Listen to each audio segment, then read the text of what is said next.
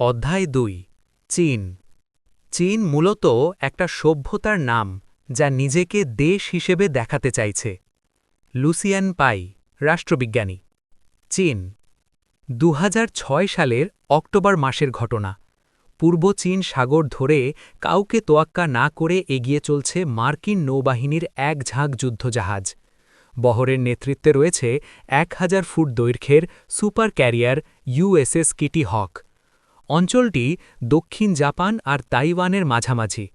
কোনো সতর্কবার্তা ছাড়াই হুট করে ঝাঁকের ঠিক মাঝখানে ভেসে উঠল চাইনিজ নেভির একটা সাবমেরিন। এই আকারের একটা এয়ারক্রাফট ক্যারিয়ারের আশেপাশে নানা রকমের অন্তত ১২টা যুদ্ধজাহাজ থাকে, যার ওপরে থাকে এয়ার কাভার, নিচে থাকে সাবমেরিন কাভার। ইলেকট্রিক ইঞ্জিন চালিত সং ক্লাস চাইনিজ সাবমেরিনটি একদম নিঃশব্দে মাথা জাগালেও এর উপস্থিতি খুব সরব একটি বার্তা দেয়। কোকাকোলার বোর্ড মিটিংয়ের সময় আচমকা টেবিলের নিচ থেকে পেপসিকোলা কোম্পানির কর্মকর্তারা মাথা বের করলে যেমন হবে, ঘটনাটা ঠিক তেমন। মার্কিনীরা একদিকে অবাক হল, আবার রেগেও গেল। অবাক কারণ চীনা সাবমেরিন এত নিঃশব্দে হাজির হতে পারে তা তারা ভাবতেই পারেনি। আর রেগে যাওয়ার কারণ হল সাবমেরিনের অস্তিত্ব আগে টের পায়নি তারা। পাশাপাশি তাদের কাছে ঘটনাটা যথেষ্ট উস্কানোমূলকও বটে, কেননা মাথা জাগানোর সময় খোদ কিটি হকই ছিল সাবমেরিনের টর্পেডো হেঞ্জের মধ্যে। আমেরিকা এই ঘটনা নিয়ে একটু বেশিই জোরালো প্রতিবাদ জানাল। জবাবে চীন বলল, আহা, বড়ই কাকতলীয় ব্যাপার। তোমরা যে তোমাদের যুদ্ধজাহাজ নিয়ে আমাদের সমুদ্রসীমা ধরে যাচ্ছ তা তো আমরা জানতামই না। হুট করে কেমন মাঝখানে পড়ে গেলাম? এই হচ্ছে একবিংশ শতকের রিভার্স গানবোট ডিপ্লোমেসি। একসময় দুর্বল দ্দেশগুলোর সমুদ্রসীমায় একটা করে যুদ্ধজাহাজ রেখে সতর্ক করে দিত ব্রিটেন। গানবোট ডিপ্লোমেসি নামে ইতিহাসে কুখ্যাত হয়ে আছে এই আচরণ। দ্বিতীয় বিশ্বযুদ্ধের পর থেকে মার্কিনীরাও এ ধরনের কাজ করে চলেছে, কিন্তু চীন করল এর উল্টোটা। তারা নিজেদের বাড়ির পাশের সাগরে যুদ্ধজাহাজ পাঠিয়ে সবাইকে সতর্ক করে দিল, জানিয়ে দিল, আমরা বর্তমানে নৌপরাশক্তি, এখন আমাদের পালা, এই সাগর আমাদের। এই কথাটি বলতে চীনের সময় লাগল অবশ্য ৪,০০০ বছর। বর্তমান সময়ের আগে চীনের নেভি কখনোই তেমন একটা শক্তিশালী ছিল না। আয়তনে চীন সুবিশাল, আশেপাশের দেশগুলোর সাথে একাধিক স্থল সীমান্ত আছে তাদের। স্থানীয় দেশগুলোর সাথে বাণিজ্য করার জন্য ছোট ছোট সাগর পথও আছে। তাছাড়া অন্যের এলাকা দখল করার মতাদর্শ তাদের ছিল না কখনো। তাদের ব্যবসায়ীরা বাণিজ্য করতে অনেক কাল ধরেই মহাসাগর পাড়ি দিচ্ছে। তবে চীনা নেভি কখনো নিজেদের সীমানার বাইরের এলাকা নিয়ে সেভাবে আগ্রহী ছিল না। নিজেদের সীমানা থেকে বেরিয়ে প্রশান্ত, আটলান্টিক বা ভারত মহাসাগরে টহল দিয়ে বেড়ানো একে তো ঝামেলার কাজ, খরচেও তেমন পোষায় না। চীন বরাবরই ছিল স্থলশক্তি। যেমন বিশাল এই দেশের ভূমির আয়তন, তেমনই বিশাল এর জনসংখ্যা। বর্তমানে দেশটির জনসংখ্যা প্রায় ১৪০ কোটি। চৈনিক সভ্যতার সূচনাকাল আজ থেকে প্রায় ৪,০০০ বছর। এই সভ্যতার উৎপত্তিস্থল ছিল উত্তর চীনের একটা বিশাল সমভূমি এলাকা। এই অঞ্চলটার নাম উত্তর চীনের সমভূমি, কিন্তু চীনের মানুষদের কাছে প্রাচীনকাল থেকে এই অঞ্চলটাকে কেন্দ্রীয় সমভূমি নামেও পরিচিত, কারণ একসময় প্রাচীন চীনের মানুষরা এই অঞ্চলটাকে পৃথিবীর কেন্দ্র মনে করত। মাঞ্চুরিয়ার দক্ষিণে ইনার মঙ্গোলিয়ার ঠিক নিচে অবস্থিত বিশাল এই সমতল অঞ্চল হুয়াংহো নদী অববাহিকার ১,৬০,০০০ বর্গমাইল জুড়ে বিস্তৃত। এর সীমানা চলে গেছে ইয়াংসি নদী পর্যন্ত। এই দুইটি নদী পূর্ব পশ্চিমে প্রবাহমান। এই অঞ্চল বর্তমান বিশ্বের সবচেয়ে ঘনবসতিপূর্ণ এলাকাগুলোর একটা।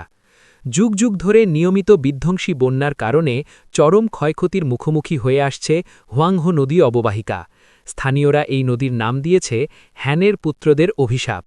৫০-এর দশক থেকে এই এলাকায় শিল্পায়ন শুরু হয়। বিশেষ করে বিগত ৩ দশকে উন্নয়নের গতি অনেক বেড়েছে। আর এই উন্নয়নের কারণেই প্রমত্তা হুয়াংহো নদী এখন প্রচণ্ড দূষিত। শিল্পবর্জ্যে পরিপূর্ণ এই নদীটির অবস্থা এখন এমন যে সমুদ্রে পৌঁছানোর পথও বন্ধ হয়ে গেছে অনেক জায়গায়।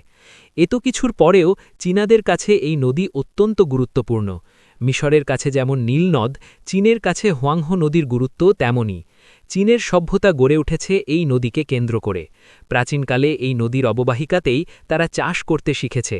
কালক্রমে তারা আবিষ্কার করেছে কাগজ, তৈরি করেছে বারুদ। আর এই প্রাচীন চীনের উত্তরে ছিল রুক্ষ গোবি মরুভূমি। বর্তমানে এই অঞ্চলটা মঙ্গোলিয়ার মধ্যে পড়েছে। চীনের পশ্চিম দিকে ভূমি ধীরে ধীরে উঁচু হতে হতে একসময় তিব্বত মালভূমিতে মিশে গেছে, তারপর শুরু হয়েছে হিমালয় পর্বতমালা। দক্ষিণ এবং দক্ষিণ পূর্ব দিকে আছে সাগর। চীনের প্রাণকেন্দ্র হল হোয়াংহো ইয়াংসি অববাহিকা। এই অববাহিকার আয়তন মার্কিন যুক্তরাষ্ট্রের অর্ধেকেরও কাছাকাছি, কিন্তু গোটা মার্কিন যুক্তরাষ্ট্রের জনসংখ্যা যেখানে মাত্র ৩২ কোটি, সেখানে এই অববাহিকা ঘিরে প্রায় ১০০ কোটি মানুষের বসবাস। এই অঞ্চলের স্থায়ী বসতি এবং কৃষিভিত্তিক জীবনযাত্রার কারণে আশেপাশের অ-হ্যান অঞ্চলগুলো নিয়ে সতর্ক থাকতে হতো প্রথমের দিকের প্রতিটি হ্যান রাজবংশকেই। বিশেষ করে মঙ্গোলিয়া নিয়ে সতর্কতা ছিল একটু বেশি, কারণ মঙ্গোলিয়ায় তখন অনেকগুলো যাযাবর গোত্র বাস করত, আর মঙ্গলরা পরিচিত ছিল ভয়ঙ্কর নিষ্ঠুর যোদ্ধা হিসেবে। চীন অনেকটা রাশিয়ার মতো সামরিক পরিকল্পনা নেয় প্রতিরক্ষার উপায় হিসেবে আক্রমণকে বেছে নিয়ে শক্তিশালী জাতিতে পরিণত হতে হবে। নিজেদের রক্ষার জন্য তারা বেছে নেয় আগ্রাসী নীতি। রাশিয়ার মতো চীনেরও প্রাকৃতিক সুরক্ষার অভাব ছিল। নিজেদের নিরাপত্তা জোরদার করতে হলে প্রাকৃতিক প্রতিরক্ষা সম্বলিত অঞ্চলগুলো দখলে নিতে হবে। এই কথা হান জনগোষ্ঠী জানত। হাজার বছরেরও বেশি সময় ধরে তারা এই প্রচেষ্টাই চালিয়ে গেছে। তবে ১৯৫১ সালে চীন যখন তিব্বত অধিগ্রহণ করে তখন তারা ব্যাপারটার গুরুত্ব পুরোপুরি বুঝতে পারে। বিখ্যাত চীনা দার্শনিক কনফিউসিয়াসের সময়কালে খ্রিস্টপূর্ব ৫৫১ থেকে ৪৭৯ চীনে শক্তিশালী জাতীয়তাবোধ জন্ম নেয়। তারা নিজেদেরকে সভ্য মানুষ ধরে নিয়ে আশেপাশের অঞ্চলের মানুষকে অসভ্য আখ্যা দিত। এভাবে একটা স্পষ্ট বিভাজন তৈরি করেছিল তারা। সেই সময়ে নিজেদের এমন উচ্চস্তরের মানুষ ভাবত চীনের প্রায় ৬ কোটি জনগণ। খ্রিস্টপূর্ব ২০০ নাগাদ বিভিন্ন দিকে রাজ্য সম্প্রসারণ শুরু করে চীন। দক্ষিণ পশ্চিমে প্রায় তিব্বত পর্যন্ত পৌঁছে যায়। উত্তর দিকে মধ্য এশিয়ার তৃণভূমি থেকে শুরু করে দক্ষিণে চীন সাগর পর্যন্ত দখলে নিয়ে আসে। তবে শুধু রাজ্য সম্প্রসারণেই থেমে থাকেনি চীন। পার্শ্ববর্তী অঞ্চল থেকে যাযাবর কিছু গোত্র প্রায়ই চীনে আক্রমণ চালাত। এইসব যাযাবর গোত্রের আক্রমণ থেকে রক্ষা পাওয়ার জন্য চীন এক বিশাল প্রাচীন নির্মাণের কাজ শুরু করে। চীনের এই মহাপ্রাচীন নির্মাণের কাজ শুরু হয় কিন রাজবংশের আমলে ২২১ থেকে ২০৭ খ্রিস্টপূর্ব, আর সেই সময় থেকেই আধুনিক চীনের গোড়াপত্তন হয়। তবে চীনের বর্তমান সীমানাকে প্রতিষ্ঠা করতে তাদের প্রায় ২০০০ বছর সময় লেগে গেছে। চীনের মহাপ্রাচীরই চীনের একমাত্র বড় কর্মযোগ্য নয়। চীনের ভেতরের নদীগুলোর মধ্যে সংযোগ তৈরি করার জন্য চীন কয়েক শতাব্দী ধরে খাল খনন প্রকল্প চালু রেখেছিল। এটাকে বলা হয় গ্র্যান্ড ক্যানাল। ৬০৫ থেকে ৬০৯ সাল পর্যন্ত এই খালকে আরও বড় করার প্রকল্প গ্রহণ করে চীন। অবশেষে এই খালের মাধ্যমে হুয়াংহো নদী এসে মিলিত হয় ইয়াংসি নদীর সাথে। এই গ্র্যান্ড ক্যানাল বর্তমান সময়ে এসেও সবচেয়ে বড় কৃত্রিম জলপথ। কিন রাজবংশের আমলে চীনের সবগুলো রাজ্য একীভূত থাকলেও এই রাজবংশের পতনের সাথে সাথে তা আবার কয়েকটি রাজ্যে বিভক্ত হয়ে যায়। সুই রাজবংশ অর্থাৎ ৫৮১ থেকে ৬১৮ খ্রিস্টাব্দ চীনকে আবারও একীভূত করে। একীভূত চীন আবারও শক্তিশালী। এবার দেশের সব অঞ্চল থেকে বিশাল শ্রমশক্তিকে একজোট করে এই সাম্রাজ্য খাল খননের কাজে ব্যবহার করে। এভাবে বিশাল এই কর্মযজ্ঞ এগিয়ে নিয়ে যায় তারা। কয়েক মিলিয়ন দাসকে ৫ বছর ধরে খাটিয়ে এই প্রকল্পের কাজ শেষ করা হয়। প্রাকৃতিক শাখা নদীগুলোকে পরস্পরের সাথে সংযুক্ত করে ২ মহানদীর মধ্যে চলাচলযোগ্য জলপথ তৈরি করা হয়। এর ফলে চীনের উত্তর অঞ্চল এবং দক্ষিণ অঞ্চলের মধ্যে যোগাযোগ আগের যে কোনো সময়ের চেয়ে সহজতর হয়ে ওঠে। দক্ষিণ থেকে উত্তরে মালামাল বহনজনিত প্রাচীন সমস্যারও সমাধান হয় এতে। তবে বন্যা সমস্যার সমাধান হয়নি। এই সমস্যা বর্তমান সময়েও রয়ে গেছে। এত কিছুর পরেও হানেরা নিজেদের মধ্যে যুদ্ধবিগ্রহে লিপ্ত ছিল। তবে ক্রমেই তা কমে আসতে থাকে। বিশেষ করে একাদশ শতকের গোড়ার দিকে যখন উত্তর থেকে মঙ্গোলরা বানের জলের মতো ধেয়ে আসতে থাকে, সবাইকে সেদিকে নজর ফেরাতে হয়। পরের ৩ শতাব্দীর মধ্যে চীনের উত্তর দক্ষিণের সকল রাজবংশকেই একের পর এক পরাজিত করে মঙ্গোলরা। আর মঙ্গোল অধিনায়ক কুবলাই খান ১২৭৯ সালে গোটা চীন অধিকার করে সম্রাটের সিংহাসন দখল করেন। এই প্রথমবারের মতো কোনো বিদেশি জাতির মানুষ চীনের সম্রাট হয়ে বসলেন। এরপরই শুরু হল মঙ্গোল বা ইউয়ান রাজবংশের শাসনামল। মঙ্গোলদের রাজত্বকালের স্থায়িত্ব ছিল প্রায় ৯০ বছর। এরপর মিং রাজবংশ স্থাপনের মাধ্যমে হানেরা আবারও চীনের ক্ষমতা দখল করে। এই আমলে এসে ইউরোপের বণিকদের সাথে চীনের যোগাযোগ বাড়তে থাকে। ইউরোপের নবগঠিত রাষ্ট্রদূতের সাথে পর্তুগিজ এবং স্পেন থেকে দূতেদের আনাগোনা শুরু হয়। ইউরোপীয়দের স্থায়ী বসবাসের বিরোধী হলেও বাণিজ্য বৃদ্ধির লক্ষ্যে উপকূলীয় অঞ্চল উন্মুক্ত করে দেন চীনের নেতারা। এই বাণিজ্যিক সুবিধার ফলে উপকূলীয় এলাকাগুলো সমৃদ্ধশালী হয়ে ওঠে, কিন্তু ভেতরের দিকের এলাকাগুলো অবহেলিত রয়ে যায়। এই পরিস্থিতি আজও একই রকম আছে। বাণিজ্যের আনুকূল্যে সাংহাইয়ের মতো বন্দরনগরী সমৃদ্ধশালী হয়ে উঠলেও সেই সমৃদ্ধির ছোঁয়া গ্রামাঞ্চল পর্যন্ত পৌঁছয় না। এই কারণে চীনে বেড়ে চলেছে রাজ্যিক বৈষম্য। গ্রামাঞ্চল থেকে স্রোতের মতো মানুষ চলে আসছে শহরাঞ্চলে। অষ্টাদশ শতকে এসে চীন আবারও রাজ্য সম্প্রসারণ শুরু করে। দক্ষিণে বার্মা এবং ইন্দোচীনের কিছু অংশ দখল করে নেয়। উত্তর পশ্চিমে জিনজিয়াং দখলের পর তা চীনের সবথেকে বড় প্রদেশে পরিণত হয়। পাহাড়, পর্বত আর মরুময় এই জিনজিয়াং প্রদেশটির আয়তন 6,42,820 বর্গমাইল। আকারে মার্কিন যুক্তরাষ্ট্রের টেক্সাস অঙ্গরাজ্যের দ্বিগুণ। চীনের এই একটা প্রদেশের মধ্যেই গোটা UK, France, Germany, Austria, Switzerland, Netherlands এবং বেলজিয়ামকে ভরে ফেলার পরেও লাক্সেমবার্গ আর নিস্টেনস্টাইনের জন্য খানিকটা জায়গা বাকি থেকে যাবে। তাহলে বুঝতেই পারছেন আয়তনে কত বিশাল এই জিনজিয়াং। কিন্তু আয়তনে বড় হওয়ার পাশাপাশি চীনের সমস্যাও বাড়তে থাকল। জিনজিয়াং প্রদেশের বাসিন্দারা প্রধানত তুর্কি জাতিগোষ্ঠীর এবং ধর্মে মুসলিম। ফলে অস্থিরতা এবং বিদ্রোহের একটা স্থায়ী সম্ভাবনা তৈরি হল। তবে এত বিশাল একটা বাফার জোন পাওয়ার লক্ষ্যে এই ঝামেলা পোহাতে কোনো আপত্তি ছিল না হানদের। এমনকি ঊনবিংশ এবং 20 শতকে ঔপনিবেশিক শক্তির আগমনের পরেও এই বাফারের গুরুত্ব একই রকম থেকে যায়। ব্রিটিশ সহ অন্যান্য ঔপনিবেশিক শক্তি চীনে পৌঁছানোর পর নিজেদের প্রভাবের বলয় অনুসারে দেশটিকে কয়েক ভাগে ভাগ করে নেয়। মঙ্গোল আক্রমণের পরে চীনের অধিবাসীদের জন্য এটা ছিল সবথেকে অপমানজনক বিষয়। চীনের কমিউনিস্ট পার্টি ঘন ঘন এই ন্যারেটিভই প্রচার করে। এর মধ্যে খানিকটা সত্যি তো আছেই, কিন্তু একই সাথে নিজেদের ব্যর্থতা এবং চীনের বর্তমান দমনমূলক নীতিকে চাপা দিতেও এই ন্যারেটিভ খুব কার্যকর। 20 শতকে এসে নব্য পরাশক্তি হিসাবে আবির্ভূত হয় জাপান। দেশটি নিজেদের রাজ্যসীমা বাড়ানোর লক্ষ্যে বারবার চীনে আক্রমণ করতে থাকে। প্রথমবার তারা হামলা চালায় 1932 সালে। পরের দফায় তারা 1937 সালে চীনের প্রাণকেন্দ্রের বেশিরভাগ অংশ দখল করে নেয়। তার সাথে দখল করে নেয় মাঞ্চুরিয়া এবং ইনার মঙ্গোলিয়া। দ্বিতীয় বিশ্বযুদ্ধের শেষে 1945 সালে মার্কিন যুক্তরাষ্ট্রের কাছে জাপানের নিঃশর্ত আত্মসমর্পণের পর চীন থেকে জাপানি আধিপত্যের অবসান হয়। চীন থেকে জাপানি সেনা সরিয়ে নেওয়া হয়। তবে মাঞ্চুরিয়ায় দেখা দেয় নতুন বিপদ। সেখানে শুরু হয় সোভিয়েট বাহিনীর আগ্রাসন। সে সময় পশ্চিমা বিশ্বের রাজনৈতিক বিশ্লেষকরা স্বপ্ন দেখছিলেন যে দ্বিতীয় বিশ্বযুদ্ধের পরে চীনে হয়তো উদারপন্থী গণতন্ত্র আসবে। সাম্প্রতিক আরব বসন্তের সময়েও স্বপ্নালু পশ্চিমা পর্যবেক্ষকদেরকে এমন বোকা বোকা উচ্চাভিলাষ ব্যক্ত করতে দেখা গেছে। চীনের অভ্যন্তরীণ রাজনীতিকে না জানা, জনগণকে না বুঝা এবং ভৌগোলিক অবস্থান সম্পর্কে জ্ঞানের অভাবই এই ধরনের অযৌক্তিক আশাবাদের কারণ। বাস্তবে চীনে এরকম কিছুই হয়নি, বরং আধিপত্য বিস্তারের লক্ষ্যে চিয়াং কাইশেকের নেতৃত্বাধীন জাতীয়তাবাদী শক্তি এবং চেয়ারম্যান মাও জেদংয়ের নেতৃত্বাধীন কমিউনিস্ট সেনাদল পরস্পরের বিরুদ্ধে প্রাণপণ লড়াই শুরু করে। 1949 সালে কমিউনিস্টরা বিজয়ী হয় আর জাতীয়তাবাদীরা পিছিয়ে তাইওয়ানে চলে যায়। সেই বছরই রেডিও বেইজিংয়ে ঘোষণা দেওয়া হয় তিব্বত, জিনজিয়াং, হাইনান ও তাইওয়ান সহ সকল চৈনীয় অঞ্চলকে মুক্ত করবে পিপলস লিবারেশন আর্মি। এরপর মাও চীনের ক্ষমতাকে এমনভাবে কেন্দ্রীভূত করতে শুরু করলেন যা আগের কোনো রাজবংশের আমলেই দেখা যায়নি। তিনি ইনার মঙ্গোলিয়ায় সোভিয়েট প্রভাব রুখে দিলেন, মঙ্গোলিয়া পর্যন্ত চীনের প্রভাব বিস্তার করলেন। 1951 সালে পরিপূর্ণভাবে তিব্বত অধিগ্রহণ করল চীন। এই ঘটনার মধ্যে দিয়ে আরও একটি অহান অঞ্চল চীনের করায়ত্ত হল। চীনের স্কুলের পাঠ্যবইতে ছাপানো ম্যাপে এমনকি মধ্য এশিয়ার দেশগুলোকেও অন্তর্ভুক্ত করা হলো। চীন আবারও একীভূত হল এবং এই অবস্থায় নিশ্চিত রাখতেই জীবনের বাকি দিনগুলো ব্যয় করলেন মাও।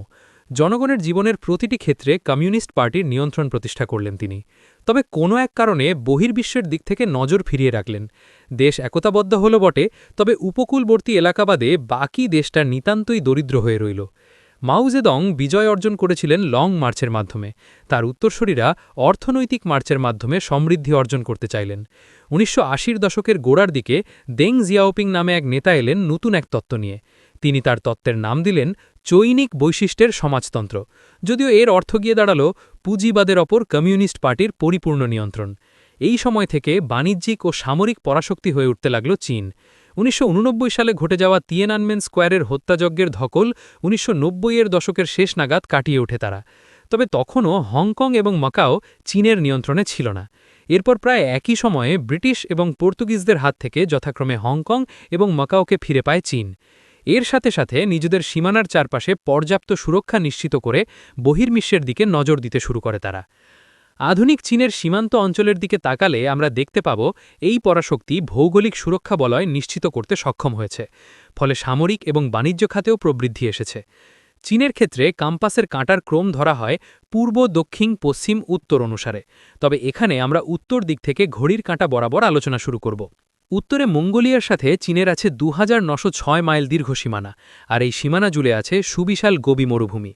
প্রাচীনকালের যাযাবর যোদ্ধারা হয়তো এই মরুভূমি পাড়ি দিয়ে দক্ষিণে হামলা চালাতে সক্ষম ছিল, কিন্তু আধুনিক সামরিক বাহিনীর হিসেবে বিচার করলে এই অঞ্চলটা একই সাথে আগাম সতর্কতা ব্যবস্থা এবং প্রাকৃতিক প্রতিরক্ষা ব্যূহ, কারণ এই বিস্তীর্ণ সমতলে সমরসজ্জা শুরু হলেই তা চীনের নজরে চলে আসবে। তাছাড়া ইনার মঙ্গোলিয়া হয়ে চীনের প্রাণকেন্দ্রের কাছাকাছি পৌঁছতে এই দুর্গম এলাকার ওপর দিয়ে তৈরি করতে হবে বিশাল লম্বা রসদ সরবরাহের রুট। এই অঞ্চলে বসবাসযোগ্য এলাকা তেমন একটা নেই, ভারী সামরিক যানবাহন চলাচলের মতো রাস্তাঘাটও নেই। ফলে উত্তর দিকে চীনের সম্প্রসারণও তাই সামরিক কায়দায় হবে না, হবে বাণিজ্য চুক্তির মাধ্যমে। মঙ্গোলিয়ার প্রাকৃতিক সম্পদ, বিশেষ করে খনিজ সম্পদ উত্তোলনের ভার হাতে পাওয়ার প্রচেষ্টা চালিয়ে যাচ্ছে চীন। এর সূত্র ধরে মঙ্গোলিয়ায় হান জনগোষ্ঠীর অভিবাসন সময়ের ব্যাপার মাত্র। বেশ কিছু হান জনগোষ্ঠীর মানুষ মঙ্গোলিয়াতে বসবাস করতে শুরু করলে চীনের এই মিশন সফল করতে অনেক সুবিধা হবে। পূর্ব দিকে চীন রাশিয়া সীমান্ত চলে গেছে প্রশান্ত মহাসাগরীয় অঞ্চলের জাপান সাগর পর্যন্ত। সীমান্তের উত্তরে রাশিয়ার রুক্ষ পার্বত্য অঞ্চল। দেশটির একদম পূর্ব সীমান্ত পর্যন্ত বিস্তৃত এই অঞ্চলের লোকসংখ্যা খুবই কম। এই সীমান্ত দিয়ে চীনের প্রাণকেন্দ্রে পৌঁছতে চাইলে রাশিয়াকে মাঞ্চুরিয়া প্রদেশ পার হতে হবে। মাঞ্চুরিয়ার লোকসংখ্যা প্রায় 10 কোটি, আর তা ক্রমেই বেড়ে চলেছে। অপরদিকে রাশিয়ার পূর্বাঞ্চলের লোকসংখ্যা বড়জোর 7 লাখ, আর তা বাড়ারও কোনো লক্ষণ দেখা যাচ্ছে না। এই পরিস্থিতিতে দক্ষিণের চীন থেকে উত্তরের রাশিয়ায় গণ অভিবাসনকে সম্ভাবনা হিসেবে দেখা যেতে পারে। এর ফলে রাশিয়ার সাথে সম্পর্কের ক্ষেত্রে চীন অবশ্যই কিছু বাড়তি সুবিধা পেতে পারে। সামরিক দৃষ্টিকোণ থেকে দেখলে চীন থেকে রাশিয়ায় অনুপ্রবেশের জন্য রাশিয়ার প্রশান্ত মহাসাগরীয় বন্দর ভ্লাদিভস্তক অঞ্চল সবথেকে সুবিধার জায়গা। তবে এই অনুপ্রবেশের আপাতত কোনো কারণ নেই, তেমন কোনো ইচ্ছাও নেই চীনের। তাছাড়া ইউক্রেন সংকট ঘিরে রাশিয়ার উপরে নানা রকম পশ্চিমা নিষেধাজ্ঞা জারি হয়েছে। ফলে নিজেদের অর্থনীতি চাঙ্গা রাখতে চীনের সাথে বড় বড় অর্থনৈতিক চুক্তি করতে বাধ্য হয়েছে রাশিয়া, আর এসব চুক্তিতে চীনই বরং লাভবান অবস্থায় আছে। রাশিয়ার পূর্বাঞ্চল থেকে উপকূল রেখা ধরে ক্রমে দক্ষিণে যেতে থাকলে চীনের হোয়াংহো নদী, পূর্ব চীন সাগর ও দক্ষিণ চীন সাগর।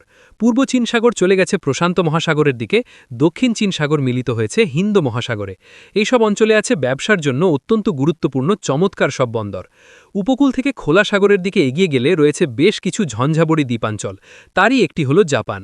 জাপানের বিষয়ে একটু পরে আসা যাক। ঘড়ির কাঁটা ধরে স্থল সীমান্ত বরাবর এগোতে থাকলে এরপরে আসবে ভিয়েতনাম, লাওস এবং বার্মা। বহু শতাব্দী ধরেই সীমানা নিয়ে ভিয়েতনামের সাথে চীনের বিরোধ চলেছে। দুই দেশের সীমান্তে নানা রকম প্রাকৃতিক প্রতিবন্ধকতা থাকলেও দক্ষিণ দিকে একটা জায়গা আছে যে অংশ দিয়ে সহজেই সেনা চলাচল সম্ভব। এই সুযোগেই খ্রিস্টপূর্ব ১১১ থেকে ৯৩৮ সাল পর্যন্ত প্রায় ১০০০ বছর ধরে ভিয়েতনামকে শোষণ করেছে চীন। ১৯৭৯ সালে সীমানা নিয়ে একটি ছোটখাটো যুদ্ধ হয়েছিল। তবে চীনের সামরিক শক্তি বৃদ্ধির সাথে সাথে এসব বিবাদে জড়াতে অনাগ্রহী হতে শুরু করে ভিয়েতনাম। এর বদলে তারা আমেরিকার যুক্তরাষ্ট্রের সাথে জমানোর দিকে মন দিয়েছে। পাশাপাশি বেজিংয়ের সাথে কূটনৈতিক সম্পর্ক উন্নয়নের জন্যও তারা চেষ্টা চালাচ্ছে। চীন এবং ভিয়েতনামের পলিটিক্যাল মতাদর্শ কাছাকাছি, তবে পলিটিক্যাল মতাদর্শ এই দুই দেশের সম্পর্ক উন্নয়নে তেমন কোনো ভূমিকা রাখতে পারেনি। মূলত ভৌগোলিক পরিস্থিতির কারণেই তাদের মধ্যে এই দ্বন্দ্বময়ের সম্পর্ক। বেজিংয়ের দৃষ্টিকোণ থেকে ভিয়েতনাম তেমন কোনো হুমকি হিসেবে গণ্য হয় না, তবে তেমন পরিস্থিতি তৈরি হলেও চাইলে এই হুমকি দমন করতে পারে তারা। ভিয়েতনামের পর আলোচনায় আসবে লাওস। লাওসের সীমান্ত পাহাড় আর জঙ্গল দিয়ে ভর্তি। এই সীমান্ত বাণিজ্য পথ হিসেবে একেবারেই সুবিধাজনক নয়। সামরিক বাহিনীর জন্যও এই এলাকা পার হওয়া আরও ঝামেলার। এখান থেকে পশ্চিমে মায়ানমারের দিকে এগোতে থাকলে পাহাড় আর জঙ্গল ক্রমেই পার্বত্য অঞ্চলে পরিণত হয়েছে। একদম পশ্চিমে পর্বতের উচ্চতা ২০,০০০ ফিটে ছাড়িয়ে গেছে। এখান থেকে পার্বত্য অঞ্চল ধীরে ধীরে হিমালয়ে গিয়ে মিলিত হয়েছে।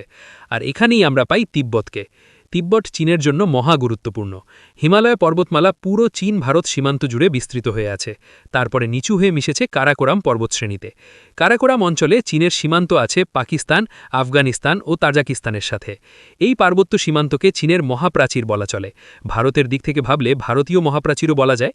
এই মহাপ্রাচীর পৃথিবীর সবচেয়ে জনবহুল দুই দেশ চীন ও ভারতকে সামরিক এবং অর্থনৈতিক দিক থেকে পরস্পর থেকে দূরে সরিয়ে রেখেছে। চীন ও ভারতের মধ্যে আঞ্চলিক বিবাদ যে একদম নেই তা নয়। একদিকে চীন অরুণাচল প্রদেশকে নিজের বলে দাবি করছে, অপরদিকে ভারতের দাবি হল তাদের আকসাই চীন অঞ্চলকে দখল করে রেখেছে চীন। হিমালয় জুড়ে একে অপরের দিকে কামান তাক করে রাখলেও দুই দেশই পরস্পরের সাথে অত্যন্ত সতর্ক আচরণ করে থাকে। ১৯৬২ সালের মতো বড় আকারের পার্বত্য যুদ্ধে আর জড়াতে চায় না তারা। এই দুই দেশের মধ্যে বিবাদ সদা চলমান থাকবে এবং সতর্কতার সাথে পরিস্থিতি মোকাবেলা করাই উভয় দেশের জন্য মঙ্গলজনক হবে। ইতিহাসের পাতা ঘুটিলে দেখা যায় চীন আর ভারতের মধ্যে কখনোই তেমন কোনো বাণিজ্যিক সম্পর্ক ছিল না। সামনের দিনগুলোতেও যে এই অবস্থার পরিবর্তন হবে এমনটা মনে হয় না। দুই দেশের মধ্যে সত্যিকারের সীমান্ত পথ বলতে মূলত তিব্বত ভারত সীমান্ত, আর এই কারণেই তিব্বতকে নিয়ন্ত্রণ করতে চায় চীন। কেন চায়? ভয়ের কারণে। ভয়ের কারণেই যুগে যুগে রাজা মহারাজারা বিভিন্ন এলাকায় নিজেদের নিয়ন্ত্রণ প্রতিষ্ঠা করতে চেয়েছে। ভূ রাজনীতির অত্যন্ত গুরুত্বপূর্ণ একটা শিক্ষা এটি। চীন যদি তিব্বতকে নিয়ন্ত্রণে না নেয় তাহলে ভারত নিশ্চয়ই বসে থাকবে না। তারা চেষ্টা করবে সেখানে নিজেদের নিয়ন্ত্রণ প্রতিষ্ঠা করার। এতে করে ভারত কিছু কৌশলগত সুবিধা পেয়ে যাবে। তিব্বত মালভূমি চলে আসবে তাদের দখলে এবং খুব সহজেই তারা চীনের প্রাণকেন্দ্রে পৌঁছাতে পারবে। তাছাড়া চীনের প্রধান ৩টি নদী হোয়াংহো, ইয়াংসি এবং মেকংয়ের উৎস তিব্বতে, তাই তিব্বতকে বলা হয় চীনের জলস্তম্ভ। আর এই সব কারণেই তিব্বতের অধিকার কোনোভাবেই হারাতে চায় না চীন। ভারত চীনের এই পানির সরবরাহ বন্ধ করে দিতে চায় নাকি চায় না সেটা মূল প্রশ্ন না। ব্যাপারটা হলো ভারত চাইলেই এটা করতে সক্ষম, আর চীন এই কারণেই উদ্বিগ্ন। ঐতিহাসিকভাবেই চীন সবসময় ভারতের হাত থেকে নদীর উৎস রক্ষা করতে চেয়েছে। তিব্বতে চীনের নিয়ন্ত্রণ প্রতিষ্ঠা এবং হান জনগোষ্ঠীর অভিবাসনের বিরুদ্ধে অনেক জায়গা থেকেই প্রতিবাদ এসেছে। হলিউডের অভিনেতা রিচার্ড গিয়ার এবং ফ্রি তিব্বত নামে একটি সংস্থা এই বিষয়ে ক্রমাগত প্রতিবাদ এবং বিক্ষোভ করে চলেছে। দালাই লামা নিয়মিত আন্তর্জাতিক জনসংযোগ চালিয়ে যাচ্ছেন। তিব্বতের পক্ষে আছে দালাই লামা, তিব্বতের স্বাধীনতা আন্দোলন ও হলিউড তারকা, আর এদের বিপক্ষে আছে চীনের কমিউনিস্ট পার্টি। তবে এই যুদ্ধে বিজয়ী হওয়ার সুযোগ আছে মাত্র একটি পক্ষেরই, আর সে পক্ষ হচ্ছে চীনের কমিউনিস্ট পার্টি। পশ্চিমারা যখন তিব্বতী শুনিয়ে কথা বলে অথবা রিচার্ড গিয়ার বা বারাক ওবামা যখন জ্বালাময়ী বক্তব্য দেন, চীন খুবই বিরক্ত হয়। কিন্তু এসব প্রতিবাদকে তারা বিপদ বা উদ্বেগের বিষয় হিসাবে ভাবে না। তাদের কাছে এসব স্রেফ বিরক্তিকর। এই বিষয়টিকে তারা মানবাধিকারের দৃষ্টিভঙ্গি দিয়ে দেখার চেষ্টাও করে না। তারা এই বিষয়টিকে দেখে ভূ রাজনৈতিক নিরাপত্তার দৃষ্টিভঙ্গি দিয়ে। তারা মনে করে পশ্চিমারা চীনের নিরাপত্তাকে বিঘ্নিত করতে চায়। তবে চীনের নিরাপত্তা বিঘ্নিত করা এত সহজ হবে না। এতদিনে তা হয়নি এবং খুব সহসা তা হবেও না। ভূপ্রকৃতি আর ভূ রাজনীতির কারণে তিব্বতকে স্বাধীনতা দেওয়ার কোনো কারণ নেই চীনের কাছে। তারা এখন পৃথিবীর ছাদে দাঁড়িয়ে সেখানের জন্য নতুন নিয়ম তৈরিতে ব্যস্ত। ১৯৫০-এর দশকে চীনের কমিউনিস্ট সরকার তিব্বত পর্যন্ত রাস্তা নির্মাণ শুরু করে। এভাবে আধুনিক বিশ্বের সাথে সংযুক্ত হয় প্রাচীন এই রাজ্যটি।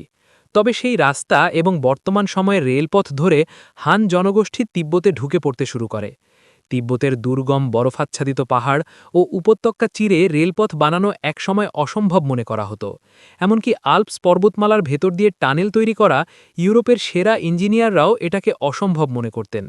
১৯৮৮ সালে ভ্রমণ বিষয়ক লেখক পল থেরো তার রাইডিং দ্য আয়রন রুস্টার বইতেও একই কথা বলেছিলেন।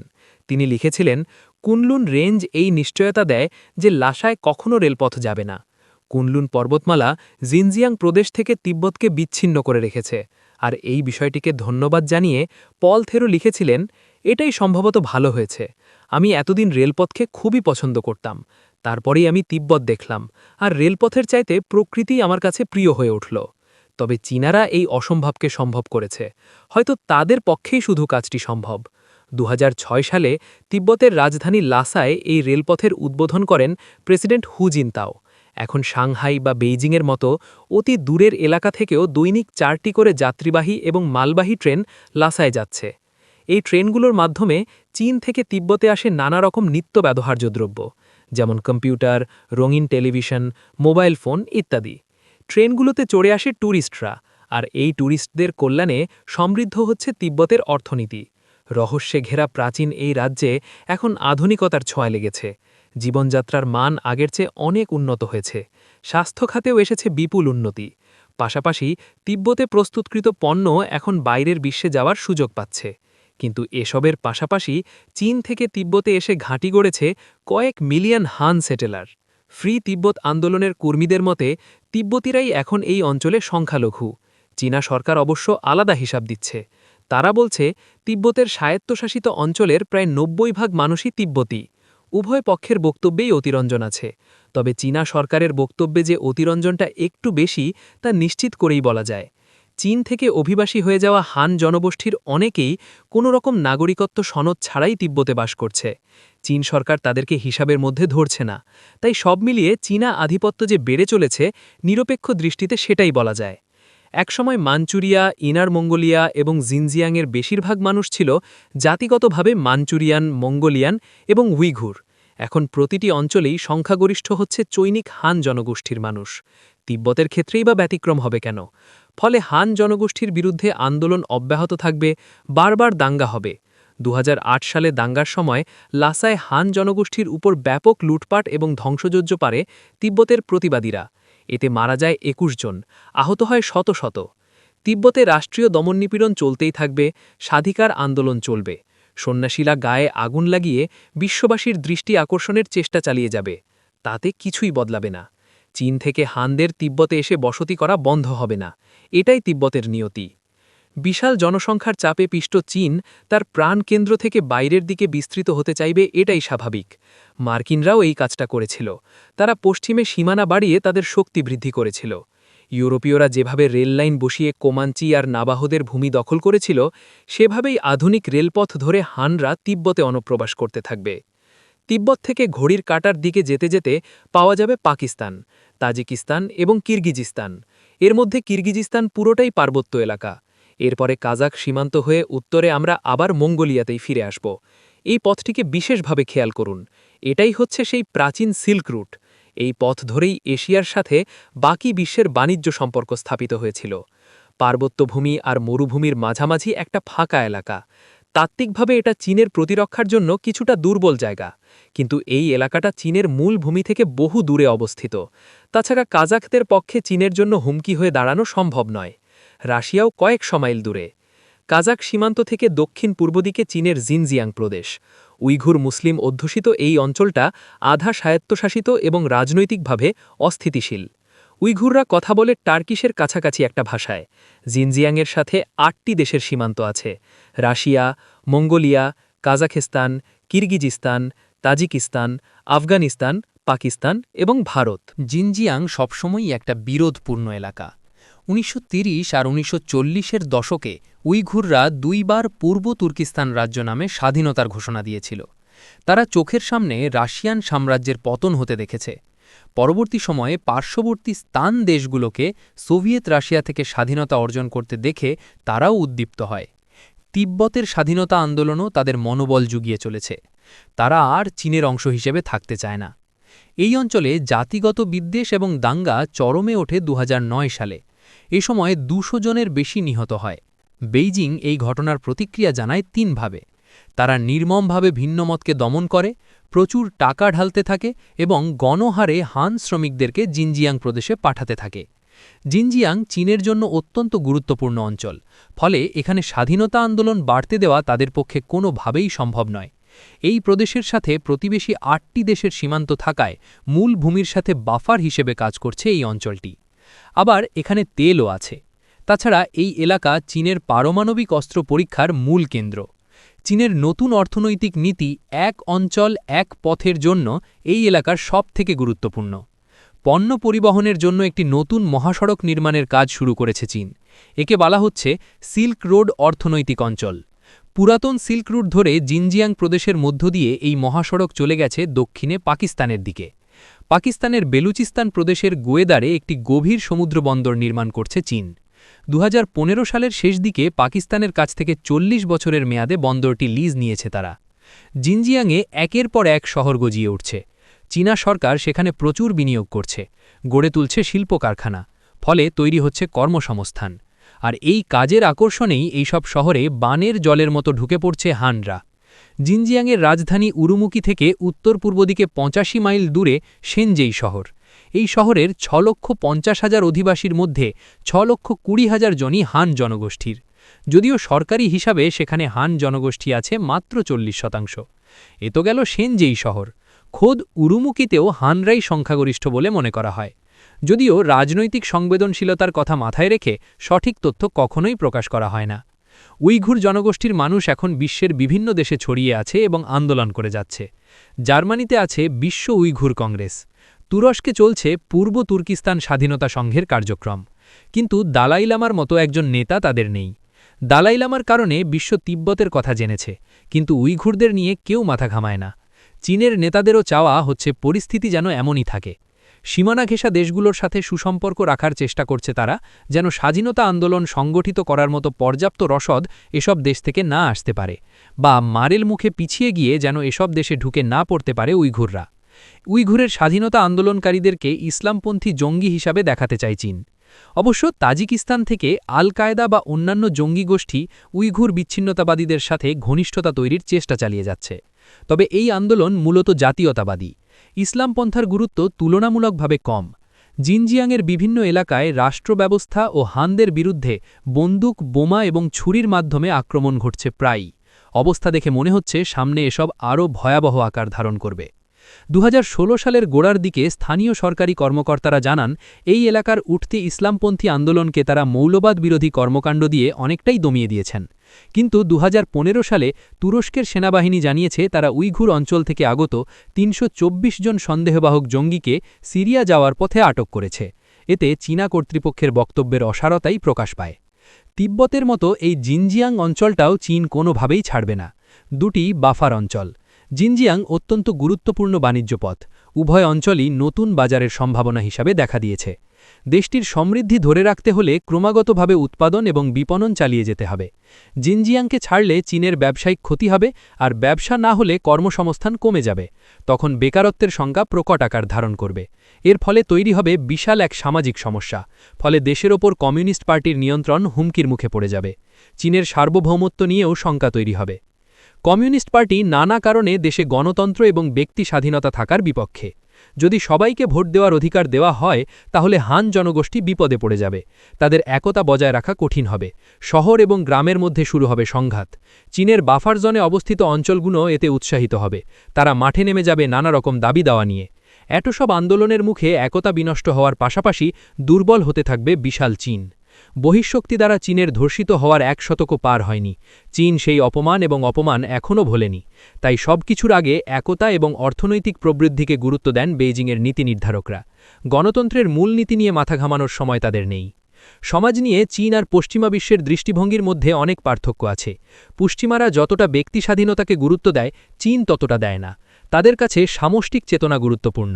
এই জন্য যদি একজন ব্যক্তির স্বাধীনতা বা গোপনীয়তা ক্ষুণ্ণ হয় তো পশ্চিমারা যে তত্ত্বকে মত প্রকাশের স্বাধীনতা ভাবে, চীনেরা তাকে সংখ্যাগরিষ্ঠ জনগণের হুমকি হিসাবে মনে করে। এখানে লক্ষণীয় বিষয় হল, চীনের অধিকাংশ জনসাধারণও তা মেনে নেয়। তাদের অনেকেই ভাবে একক ব্যক্তির চাইতে যৌথ পরিবারের গুরুত্ব অনেক বেশি। একবার আমি একটা চীনা রাষ্ট্রদূতকে লন্ডনের একটা নামী ফ্রেঞ্চ রেস্তোরাঁয় নিয়ে যাই। ভেবেছিলাম রিচার্ড নিক্সনের প্রশ্ন ফরাসি বিপ্লবের প্রভাব কি, এর জবাবে তাদের প্রধানমন্ত্রী চৌ এন লাইয়ের বিখ্যাত উত্তরটা নিয়ে একটা জমজমাট আলোচনা হবে। নিক্সনের সেই প্রশ্নের জবাবে চীনা প্রধানমন্ত্রী বলেছিলেন, এটা বলার এখনও সময় আসেনি। তবে ওই রাষ্ট্রদূত কিন্তু সে প্রসঙ্গে মুখ খুলতে আগ্রহী হলেন না। এর বদলে তিনি বিশাল একটা ভাষণ শুনিয়ে দিলেন। বললেন, পশ্চিমাদের মানবাধিকার এবং ব্যক্তি স্বাধীনতা বিষয়ক মতবাদ যদি চীনে কার্যকর করতে যাওয়া যায়, কি ভয়ঙ্কর হিংসা শুরু হতে পারে তা কল্পনাও করা যায় না।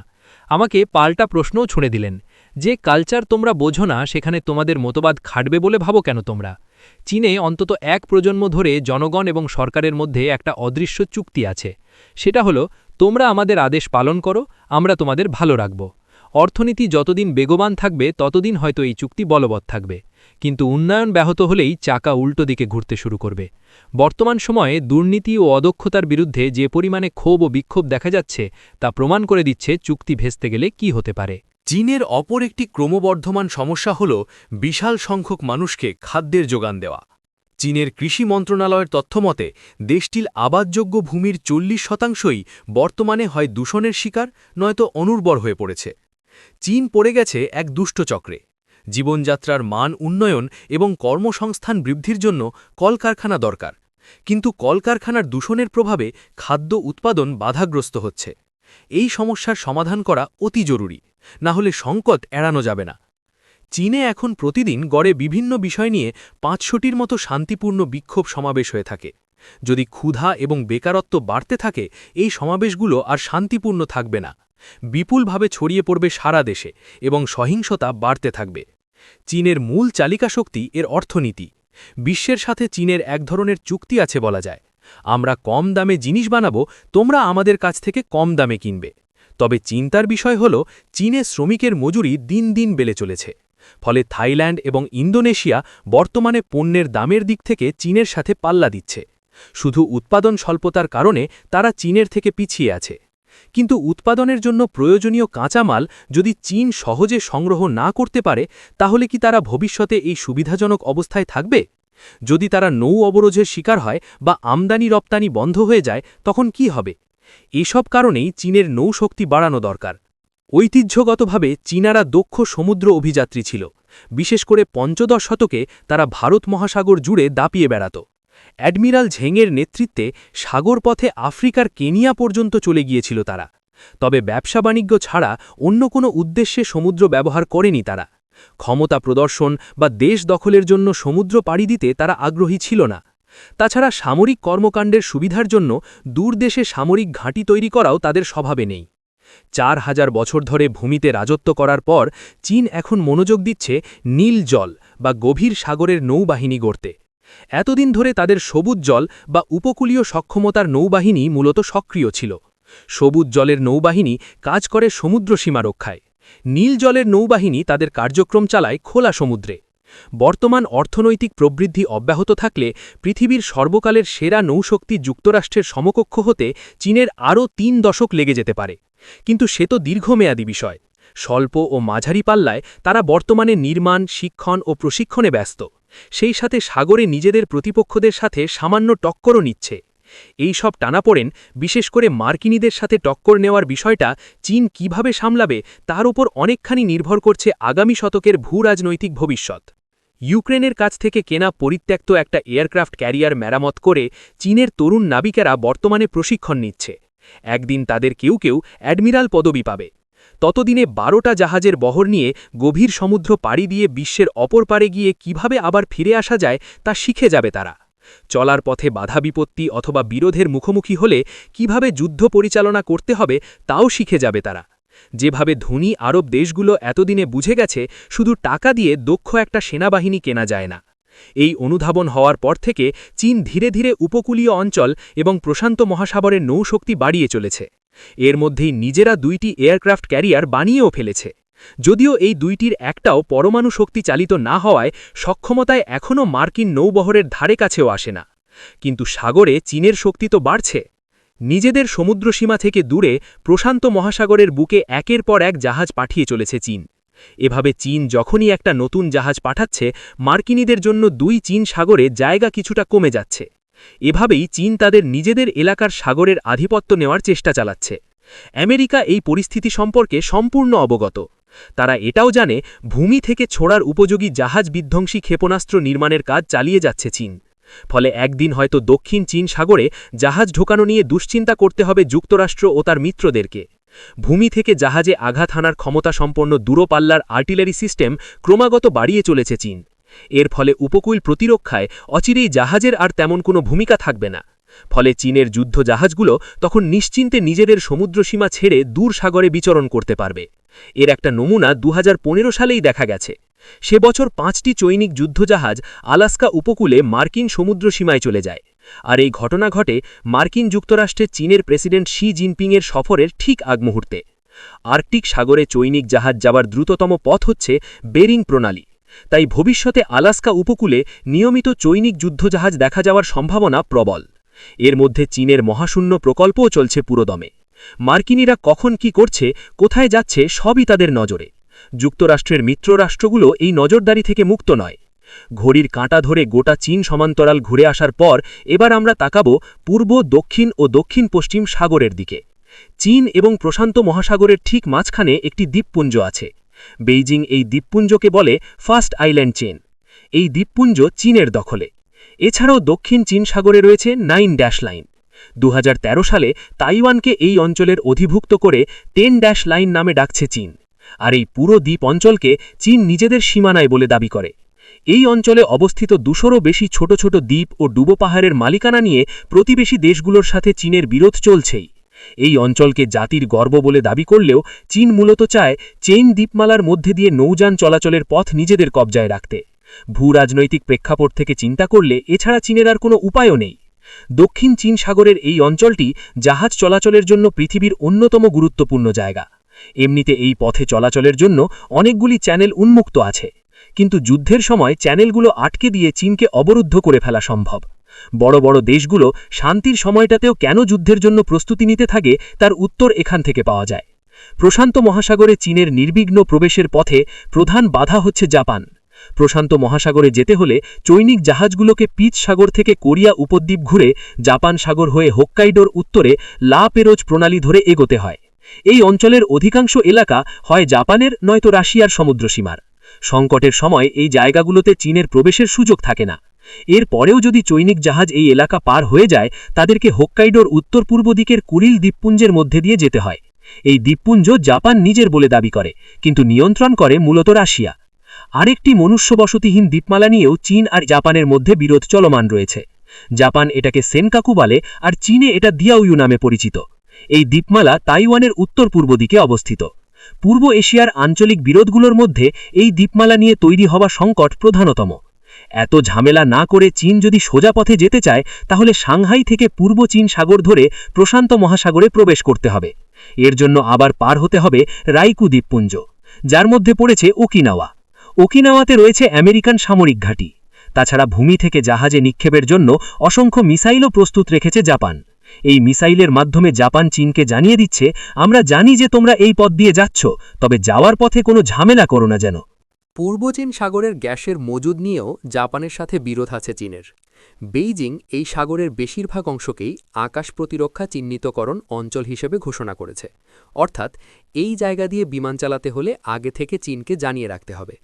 জাপান আর আমেরিকা এই নিষেধাজ্ঞাকে নিয়মিত অগ্রাহ্য করে। কোনো একদিন হয়তো চীন এই বিষয় নিয়ে নিজের সুবিধামতো একটা ঝামেলা তৈরি করবে। আবার সমন্বয়হীনতার কারণে কোনো দুর্ঘটনা ঘটলে তা নিয়েও পরিস্থিতি উত্তপ্ত হয়ে উঠতে পারে। ওকিনাওয়ার দক্ষিণে আছে তাইওয়ান। তাইওয়ান চীনের উপকূলীয় অঞ্চলে অবস্থিত। পূর্ব চীন সাগর আর দক্ষিণ চীন সাগর আলাদা হয়েছে তাইওয়ানের মাধ্যমে। তাইওয়ানকে চীন তাদের ২৩তম প্রদেশ হিসেবে দাবি করে, কিন্তু দেশটি যুক্তরাষ্ট্রের সাথে মিত্রতায় আবদ্ধ। ওয়াশিংটন বর্তমানে তাইওয়ানের নৌ ও বিমান বাহিনীকে বিপুল পরিমাণ অস্ত্রে সুসজ্জিত করে রেখেছে। সপ্তদশ শতকে তাইওয়ান চীনের কবজায় আসে, কিন্তু পরিপূর্ণভাবে চীনের শাসনে এটি ছিল মাত্র ৫ বছর, ১৯৪৪ থেকে ১৯৪৯ সাল পর্যন্ত। তাইওয়ানের আনুষ্ঠানিক নাম প্রজাতন্ত্রী চীন। চীনের আনুষ্ঠানিক নাম গণপ্রজাতন্ত্রী চীন থেকে আলাদা থাকার লক্ষ্যেই এই নাম রাখা হয়েছে। দীর্ঘদিন ধরে তারা একে অপরের ভূখণ্ডকে নিজের বলে দাবি করে যাচ্ছে। তাইওয়ানের আনুষ্ঠানিক নাম নিয়ে বেইজিং কোনো আপত্তি করে না, কিন্তু তাদেরকে সার্বভৌম রাষ্ট্র হিসেবে স্বীকারও করে না। ১৯৭৯ সালে চীন যখন তাইওয়ানকে আক্রমণ করেছিল, তখন মার্কিন যুক্তরাষ্ট্র তাইওয়ান রিলেশন অ্যাক্ট ১৯৭৯ পাশ করে, আর এই আইন মোতাবেক তারা চীনের আক্রমণ থেকে তাইওয়ানকে রক্ষার প্রতিশ্রুতি দেয়। তবে তাইওয়ান যদি অফিসিয়ালি চীনের থেকে পূর্ণাঙ্গ স্বাধীনতা ঘোষণা করে, তাহলে চীন এটাকে যুদ্ধের ঘোষণা হিসেবে ধরবে। সেক্ষেত্রে আবার যুক্তরাষ্ট্র তাইওয়ানকে রক্ষায় বাধ্য থাকবে না, কেননা এই ধরনের ঘোষণা তাইওয়ানের তরফ থেকে উস্কানোমূলক আচরণ হিসেবে গণ্য হবে। দুই পক্ষের সরকারই নিজেদের দাবি নিয়ে ব্যাপক প্রচারণা চালিয়ে যাচ্ছে বিশ্বের প্রতিটি দেশের কাছে।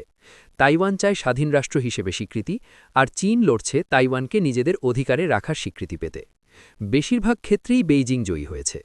১৪০ কোটি মানুষের বিশাল বাজারের সাথে কি আর ২৩ লক্ষ মানুষের ছোট্ট বাজার পারে? বেশিরভাগ দেশই সিদ্ধান্ত নিতে সময় নেয়নি। ২২টি দেশ অবশ্য তাইওয়ানের পক্ষে আছে।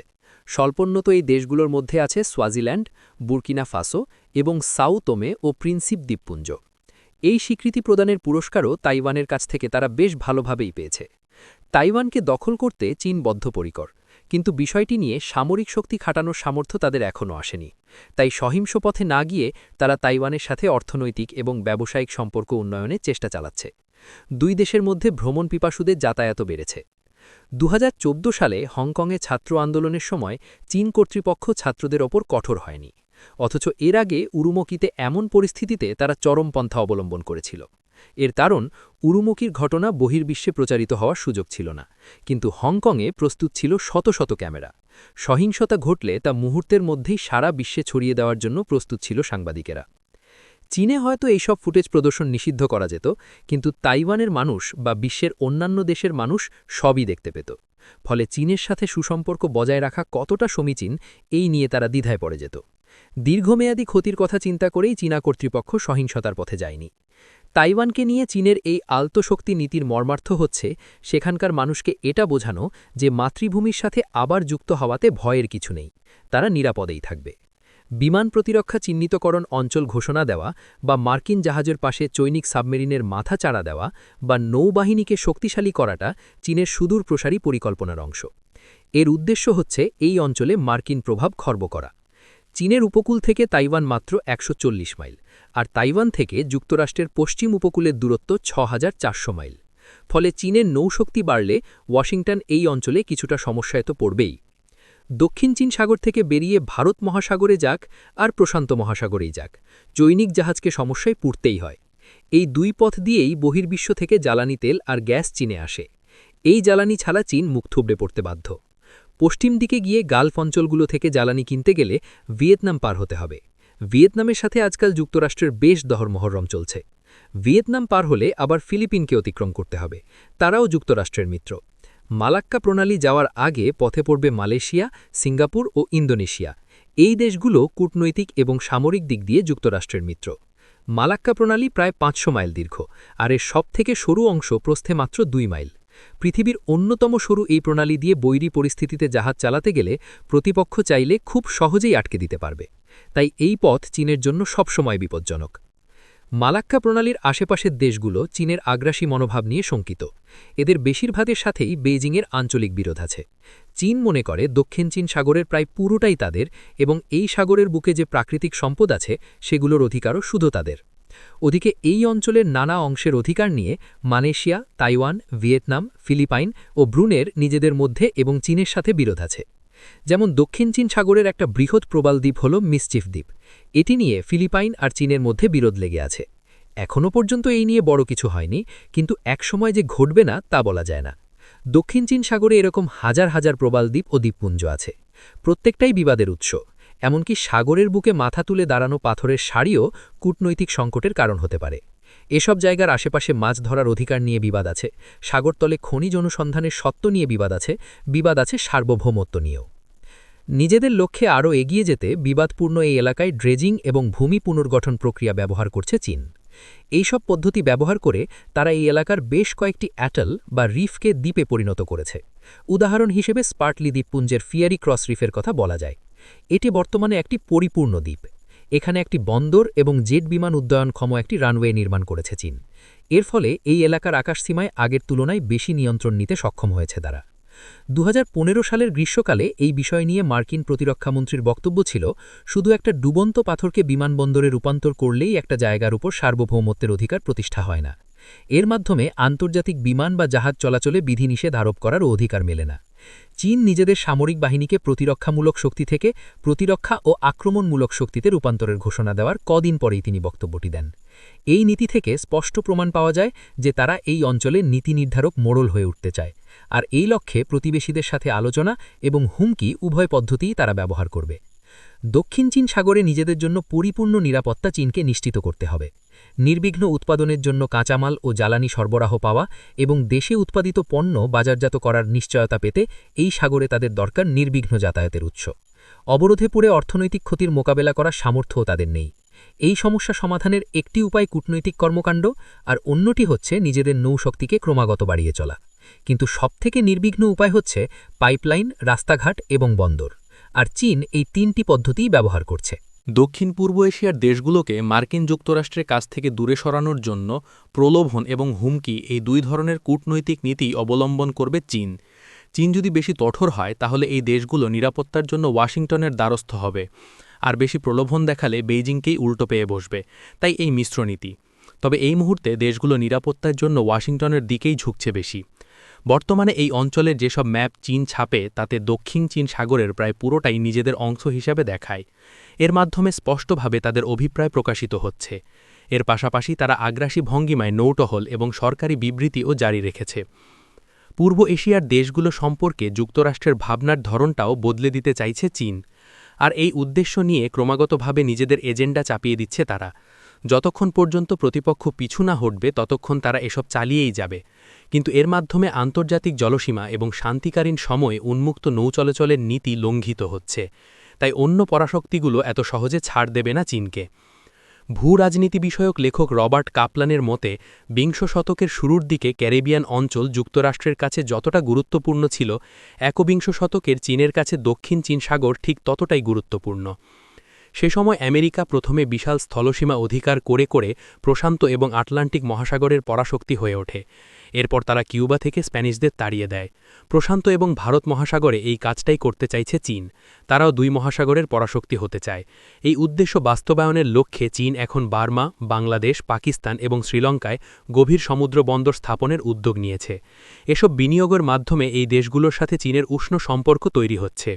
ভবিষ্যতে চীনের নৌবাহিনী এসব বন্ধুত্বপূর্ণ দেশের সমুদ্র সীমায় বিচরণ করতে পারবে, এমনকি চাইলে অবস্থানও করতে পারবে। সেই সাথে বাণিজ্যের সম্ভাবনা তো থাকছেই। চীনের ভবিষ্যৎ সুরক্ষিত রাখার বৃহত্তর পরিকল্পনার অংশ হচ্ছে ভারত মহাসাগর এবং বঙ্গোপসাগরের বন্দরগুলো। পাকিস্তানের গোয়েদারে গভীর সমুদ্র বন্দর লিজ নেওয়ার মাধ্যমে পাকিস্তান থেকে চীন পর্যন্ত একটা বিকল্প স্থলপথ তৈরি হওয়ার সুযোগ তৈরি হয়েছে। পাকিস্তানের বেলুচিস্তান প্রদেশ যদি শান্ত থাকে তাহলে এই বন্দর ভবিষ্যতে চীনের জন্য খুবই গুরুত্বপূর্ণ হয়ে উঠবে। এদিকে মায়ানমারের পশ্চিম উপকূল থেকে চীন পর্যন্ত পাইপলাইন নির্মাণ করা হয়েছে। এই পাইপলাইনের মাধ্যমে বঙ্গোপসাগর থেকে চীনের দক্ষিণ পশ্চিম অঞ্চল পর্যন্ত প্রাকৃতিক গ্যাস ও তেল বহন করা হবে। এর ফলে জ্বালানি বহনের জন্য মালাক্কা প্রণালীর ওপর নির্ভরশীলতা অনেকাংশে কমিয়ে আনতে পারবে তারা। বর্তমানে মালাক্কা প্রণালী ধরেই চীনের ৮০% তেল আর গ্যাস সরবরাহ হচ্ছে। বিবাদপূর্ণ এই অঞ্চলের একটা ভালো বিকল্প তাদের দরকার ছিল। ২০১০ সালে বার্মার সামরিক জান্তা যখন ধীরে ধীরে বহির্বিশ্বের সাথে যোগাযোগ শুরু করে, তখন সম্পর্ক স্থাপনের দৌড়ে চীন একা ছিল না। যুক্তরাষ্ট্র এবং জাপানও দ্রুততম সময়ের মধ্যে তাদের সাথে সম্পর্ক স্থাপনে এগিয়ে আসে। মার্কিন প্রেসিডেন্ট বারাক ওবামা এবং জাপানি প্রধানমন্ত্রী শিনজো অ্যাবে নিজেরাই মায়ানমার গিয়ে শুভেচ্ছা জানান। তাদের উদ্দেশ্য অভিন্ন ছিল, মায়ানমারকে নিজেদের পকেটে রাখতে পারলে চীনকে প্রতিহত করা যাবে। যদিও এখন পর্যন্ত এই বৈশ্বিক দাবা খেলায় চীনই এগিয়ে আছে, তবে ভবিষ্যতে ওয়াশিংটন চীনকে পিছনে ফেলে দিতেও পারে। বার্মিজ সরকারের সাথে থাকার আস্থা বজায় রেখে যেতে থাকলে যুক্তরাষ্ট্রের সফল হওয়ার সম্ভাবনা একদম উড়িয়ে দেওয়া যায় না। আফ্রিকা মহাদেশেও প্রচুর বিনিয়োগ করে চলেছে চীন। কেনিয়াতে বন্দর বানিয়েছে, অ্যাঙ্গোলায় বানিয়েছে রেললাইন, আর ইথিওপিয়াতে জলবিদ্যুৎ কেন্দ্র ও বাঁধ। খনিজ সম্পদ এবং মূল্যবান ধাতুর জন্য গোটা আফ্রিকা চষে ফেলছে তারা। বর্তমানে বিশ্বের বিভিন্ন দেশে কাজ করছে চীনের কোম্পানিগুলো, পৃথিবী জুড়ে ছড়িয়ে পড়েছে চীনের কর্মীরা। ধীরে ধীরে তাদের পিছু পিছু চীনের সামরিক বাহিনীও পৌঁছাবে। শক্তি বৃদ্ধির সাথে সাথে দায়িত্বও বেড়ে যায়। আশেপাশের সাগর পথে মার্কিন খবরদারি চীন একেবারেই বরদাস্ত করবে না। আবার অনেক সময় নিজের দেশের বাইরেও তাদের সংকটময় পরিস্থিতিতে পড়তে হতে পারে। সারা পৃথিবীতে ছড়িয়ে ছিটিয়ে থাকা চীনা কর্মীরা সন্ত্রাসী হামলা অথবা অপহরণের কবলে পড়তে পারে। প্রাকৃতিক দুর্যোগের কারণেও সৃষ্টি হতে পারে সংকটময় পরিস্থিতি। এসব পরিস্থিতি মোকাবেলায় চীনকে ব্যবস্থা নিতেই হবে, আর এই কারণে বিভিন্ন অঞ্চলে ঘাঁটি স্থাপনের প্রয়োজন হবে।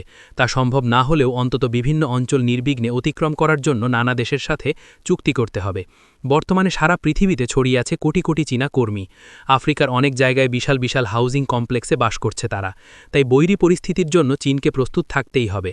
ক্ষিপ্রতা অর্জনের জন্য আগামী ১ দশক জুড়ে চীনকে সংগ্রাম করতে হবে। সিচুয়ান প্রদেশে ২০০৮ সালে ঘটে যাওয়া প্রলয়ঙ্করী ভূমিকম্পের সময় তারা এই বাস্তবতাটা বুঝে নিয়েছে। ভূমিকম্পের পরে সহায়তার জন্য সামরিক সরঞ্জাম সেখানে নিয়ে যেতে নাকানি চুবানি খেতে হয়েছে তাদের। সেনাবাহিনী সেখানে খুব দ্রুত পৌঁছে গেলেও তাদের ভারী ভারী সরঞ্জাম পৌঁছাতে অনেক সময় লেগে যায়। বিশাল বহর নিয়ে দ্রুত অন্য দেশে পৌঁছানো আরও বড় চ্যালেঞ্জ। তবে এ সমস্যার সমাধান হয়তো চীন করে ফেলবে। অন্যান্য দেশের সাথে লেনদেনের সময় মানবাধিকার নিয়ে একেবারেই মাথা ঘামায় না চীন। তারা তাদের নিজের সীমানার মধ্যে একদম নিরাপদ। বর্তমান সময়ে এসে আত্মবিশ্বাসের সাথে তারা পৃথিবী জুড়ে বিচরণ করছে, বাড়িয়ে চলেছে তাদের কার্যক্রমের সীমানা। জাপান অথবা যুক্তরাষ্ট্রের সাথে বড় কোনো সংঘাত এড়াতে পারলে চীনের জন্য সবথেকে বড় হুমকি হিসেবে থাকে চীন নিজেই। চীন সফল হলে এর পিছনে থাকবে ১৪০ কোটি কারণ। যুক্তরাষ্ট্রকে ডিঙিয়ে পৃথিবীর বৃহত্তম পরাশক্তি না হতে পারলেও তার পিছনে থাকবে ১৪০ কোটি কারণ। ৩০-এর দশকে যুক্তরাষ্ট্রে ঘটে যাওয়া গ্রেট ডিপ্রেশনের মতো অর্থনৈতিক মন্দা যদি চীনে আসে, তাহলে তারা কয়েক দশক পিছিয়ে যাবে। বৈশ্বিক অর্থনীতির পাকচক্রে চীন আবদ্ধ হয়ে পড়েছে।